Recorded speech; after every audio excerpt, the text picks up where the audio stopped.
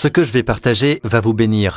Ça va vous aider, mais avant ce sera comme les médicaments qui parfois ne sont pas très agréables à prendre. Mais devinez quoi? Après cela, vous irez mieux. Amen. Écoutez bien ceci. Le problème est conçu par Dieu comme un tremplin. Alors quand on y pense, les gens disent « Je confesse que je suis la justice de Dieu en Christ et j'ai des ennuis. » Pourquoi ce problème? C'est toujours la faveur de Dieu. Toutes les mauvaises choses qui sont arrivées dans votre vie. D'accord? La faveur de Dieu étant sur vous, cela peut arriver en raison de la faveur de Dieu sur vous.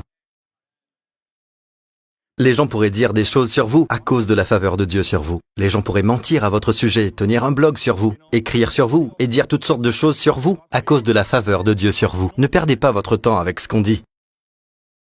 Amen.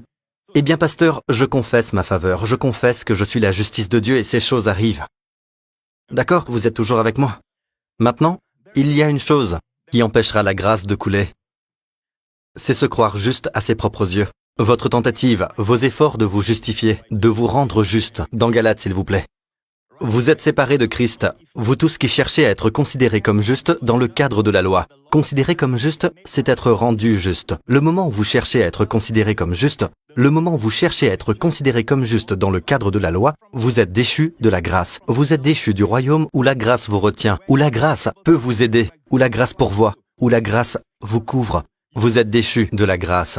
La grâce est plus élevée, sinon vous ne pouvez pas en être déchu. La loi est plus basse, sinon vous ne pouvez pas y tomber. Regardez à 2 Corinthiens 6, verset 1. Puisque nous travaillons avec Dieu, donc nous pouvons être déchus de la grâce en cherchant à nous considérer comme justes, en essayant d'être justes à nos propres yeux, d'accord? En essayant de faire des choses pour nous rendre justes, au lieu de recevoir la justice comme un simple don. Et déclarer que je suis la justice de Dieu en Christ. Maintenant ici, puisque nous travaillons avec Dieu, c'est Paul qui écrit, nous vous encourageons vivement à ne pas accueillir la grâce de Dieu sans résultat. N'accueillez pas la grâce de Dieu sans résultat. Ne la recevez pas en vain. Cela signifie qu'il est possible d'être dans une église de grâce et de ne pas avoir encore reçu la faveur de Dieu. Ne la recevez pas sans résultat. Sans résultat signifie qu'il ne produit aucun résultat dans votre vie. Mais comment faire pour ne pas la recevoir sans résultat? Remarquez ceci, le verset 1. Et ça commence par « puisque », ce qui veut dire que nous devons regarder le verset précédent. N'ai-je pas raison? Il s'est passé quelque chose précédemment, c'est logique. D'accord.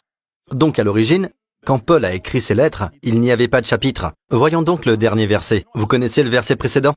Il nous permet de comprendre pourquoi les gens ne reçoivent pas la grâce de Dieu. Le dernier verset avant ce verset est en fait le chapitre 5, verset 21. Celui qui n'a pas connu le péché, c'est-à-dire Jésus, il l'a fait, c'est-à-dire Dieu l'a fait devenir péché pour nous, afin qu'en lui nous devenions justice de Dieu. Alors ne recevez pas la grâce en vain. Dieu a fait de vous la justice de Dieu en Christ. Et vous voilà, vous refusez de l'accepter, et vous essayez d'être juste à vos propres yeux. Au fait, si vous pensez que vous n'allez pas si mal, préparez-vous à une chute, même après être devenu chrétien. Parce que, subitement, il y a comme un déferlement de choses que vous dites à votre femme, à votre famille, que vous n'avez jamais pensé dire même avant d'être chrétien. Tout à coup, vous avez un déchaînement des passions de la chair qui vous pousse peut-être à vous adonner à la pornographie. Il y a soudain comme un déclenchement et puis vous commencez à dire « Comment ai-je pu faire cela ?» Le diable entre en scène. Et vous vous dites « Dieu, je te promets, je ne ferai plus jamais cela. » Le diable a écouté et a dit « Hein !» Il n'a pas dit « Alléluia » ni « Louons Dieu ». Je suis tellement sauvé que je ne sais pas quoi dire. Mais lui, il se réjouit. Le diable se réjouit. Il se réjouit au moment où il vous entend dire « Dieu, tu sais que je ne ferai plus jamais ça !» Et vous le pensez. Mais ce n'est pas la bonne chose à dire, car c'est une forme de justice de soi. Vous savez quelle est la meilleure chose à dire? Oui, confessez votre péché tant que vous voulez. Allez-y, confessez votre péché. Croyez qu'il vous a pardonné. Mais plus que cela, confessez « Je suis la justice de Dieu en Christ ». Puis, honorez ce que Jésus a fait. Toutes ces souffrances ne sont pas vaines. Vous prenez votre place comme la justice de Dieu en Christ et vous honorez celui qui est devenu péché. Mais s'il est devenu péché et que vous demeurez pécheur, alors vous savez quoi? En ce qui vous concerne, c'est sans résultat. En ce qui concerne Jésus, il est attristé. Imaginez que vous n'êtes qu'un écolier et que vous vous êtes donné de la peine pour gagner de l'argent, pour acheter un cadeau à votre père, de l'argent durement gagné. Vous voulez lui faire une surprise et enfin, vous lui donnez le cadeau, il le regarde et dit « C'est bon marché, n'est-ce pas ?» Et la prochaine fois que vous le voyez, on l'a mis à la poubelle. Il ne l'utilise pas, ne le chérit pas. La plus grande chose que vous pouvez faire envers Dieu pour l'honorer, c'est de prendre votre place, car il a pris sa place. Et quelle est la place que vous devez prendre, qu'il vous a donnée? La justice de Dieu en Christ. Pas parce que vous êtes si génial. C'est un don. Il n'est pas devenu péché en commettant le péché. Vous n'êtes pas devenu juste en faisant la justice. Donc, si vous pensez que vous n'êtes pas si mal, même après être devenu chrétien, attendez-vous à une chute. Et la chute est bonne pour vous. Elle vous fera perdre le sentiment de vous croire juste à vos propres yeux. Et c'est bien, parce que nous avons tous cette racine cachée, qui fait obstruction à la grâce de Dieu, parce que la grâce ne peut régner que par la justice. Romains 5, verset 21.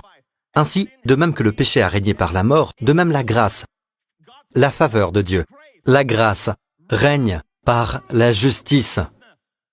Pour la vie éternelle, par Jésus-Christ notre Seigneur. Vous voulez que la faveur règne dans votre vie, qu'elle règne en roi dans votre vie. Voulez-vous que la faveur de Dieu règne chez vos enfants? Voulez-vous que la faveur de Dieu règne dans vos affaires, qu'elle règne dans votre famille? Amen. Que la grâce de Dieu règne dans votre corps. Voulez-vous cela?